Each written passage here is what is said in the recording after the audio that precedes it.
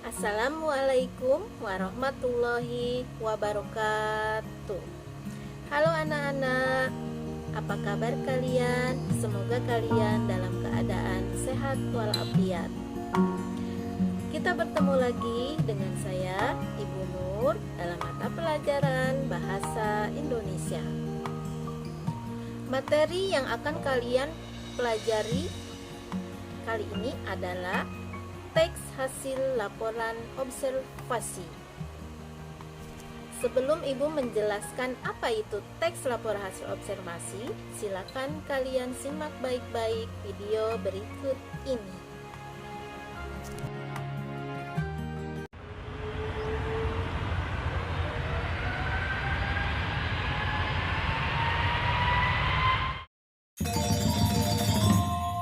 Wayang. Tentu saja kita semua sudah akrab dengan tradisi Indonesia yang satu ini. Dalam bahasa Jawa, istilah wayang diartikan sebagai bayang, mengacu pada sebuah teater tuturan yang menggunakan teknik bayangan dan efek cahaya dan diiringi oleh musik gamelan. Kata wayang juga sering mengacu pada boneka wayang itu sendiri. Boneka ini dikendalikan dan disuarakan oleh dalang dalam pertunjukan yang dapat berlangsung selama berjam-jam. Sebagian besar pertunjukan didasarkan pada dua cerita epik dari India, Mahabharata dan Ramayana. Di Bali dan Jawa, pertunjukan wayang cenderung menggabungkan kisah-kisah Hindu dengan ide-ide Buddhis, Islam, serta cerita-cerita rakyat dan mitos. Di Indonesia ada beragam jenis wayang. Wayang hadir dalam berbagai bentuk, ukuran, dan medium. Namun ada 5 jenis wayang yang paling populer yang akan saya sebutkan. Wayang beber. Wayang beber merupakan salah satu jenis wayang tertua di Indonesia. Dalam pertunjukan narasi ini, lembaran gambar panjang dijelaskan oleh seorang dalang. Wayang beber tertua dapat ditemukan di Pacitan, Donorojo, Jawa Timur. Selain dari kisah-kisah Mahabharata dan Ramayana, wayang beber juga menggunakan kisah-kisah dari cerita rakyat, seperti kisah asmara Panji Asmoro Bangun dan Dewi Sekartaji. Wayang kulit. Di Jawa Tengah dan Timur, jenis wayang paling populer adalah wayang kulit atau wayang kulit purwa. Wayang ini berbentuk pipih dan terbuat dari kulit kerbau atau kambing. Lengan dan kakinya bisa digerakkan. Di Bali dan Jawa, pertunjukan wayang kulit seringkali menggabungkan cerita-cerita Hindu dengan Buddha dan Islam. Wayang klitik atau karucil. Bentuk wayang ini mirip dengan wayang kulit, namun terbuat dari kayu bukan kulit. Mereka juga menggunakan bayangan dalam pertunjukannya. Kata klitik berasal dari suara kayu yang bersentuhan di saat wayang digerakkan, atau saat adegan perkelahian. Kisah-kisah yang digunakan dalam drama wayang ini berasal dari kerajaan-kerajaan Jawa Timur, seperti Kerajaan Jenggala, Kediri, dan Majapahit. Cerita yang paling populer adalah tentang Damar Wulan. Cerita ini dipenuhi dengan kisah perseturan asmara dan sangat digemari oleh publik. Wayang golek. Pertunjukan ini dilakukan menggunakan wayang 3 dimensi yang terbuat dari kayu. Jenis wayang ini paling populer di Jawa Barat. Ada 2 macam wayang golek, yaitu wayang golek papak cepak dan wayang golek purwa. Wayang golek yang banyak dikenal orang adalah wayang golek purwa. Kisah-kisah yang digunakan sering mengacu pada tradisi Jawa dan Islam, seperti kisah Pangeran Panji, Dharma Wulan, dan Amir Hamzah, pamannya Nabi Muhammad SAW. Wayang orang.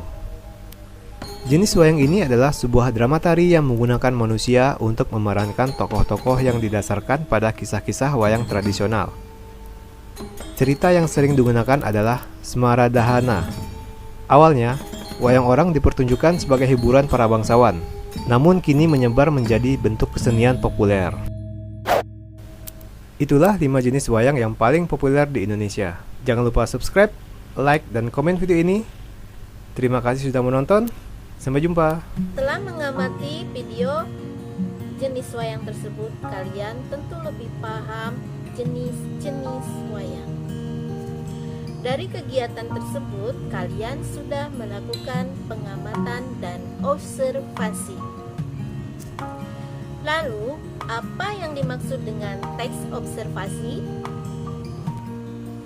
Teks hasil laporan observasi adalah teks yang berisi penjabaran umum mengenai sesuatu yang disusun dan didasarkan dari hasil pengamatan dan fakta yang ada.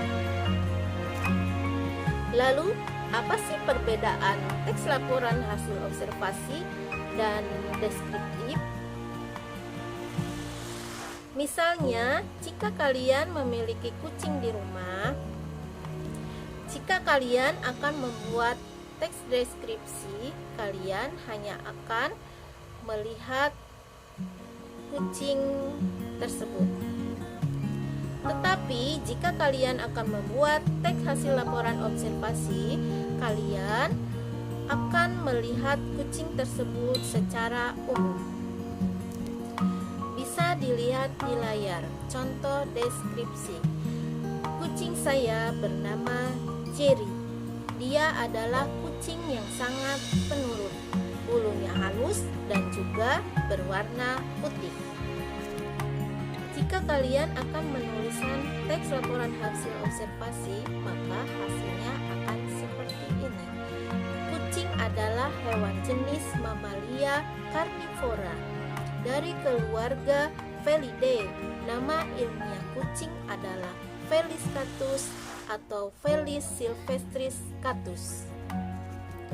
Nah, jadi perbedaan teks laporan hasil observasi dan teks deskripsi adalah teks deskripsi bersifat unit dan individu, sedangkan teks laporan hasil observasi bersifat global dan universal.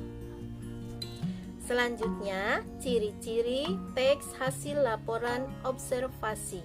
Yang pertama, universal.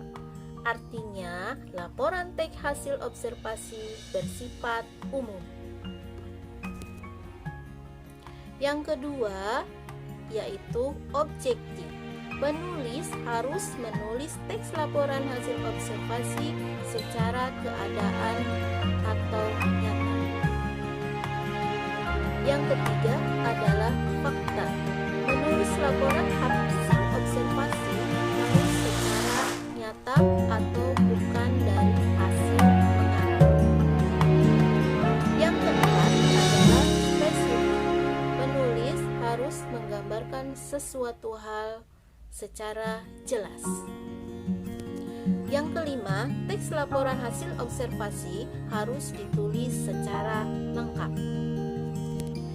Ciri yang terakhir, teks laporan hasil observasi adalah di dalam teks harus ada pengelompokan atau yang disebut dengan klasifikasi. Itulah keenam dari ciri-ciri teks laporan hasil observasi.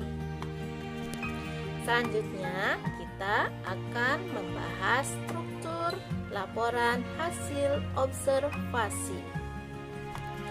Yang pertama adalah pernyataan umum. Pernyataan umum berisi mengenai pembuka atau pengantar mengenai sesuatu. Misalnya, kalian akan membahas kucing. Di dalam pernyataan umum, kalian akan menjelaskan atau mendefinisikan apa itu kucing. Struktur yang kedua adalah deskripsi bagian. Di dalam deskripsi bagian, kalian akan menulis objektif di dalam bagian. Contohnya, jika akan kalian membahas kucing, kalian akan menyebutkan bagian-bagian dari kucing ataupun manfaat dari kucing itu apa saja. Struktur yang ketiga adalah deskripsi manfaat. Deskripsi manfaat berisi tentang manfaat kucing yang misalnya, jika kalian membuat sebuah museum, di situ kalian akan fungsi dari museum apa saja. Demikian materi pembelajaran hari ini. Jika ada yang belum dipahami, kalian boleh tanyakan dan hubungi saya.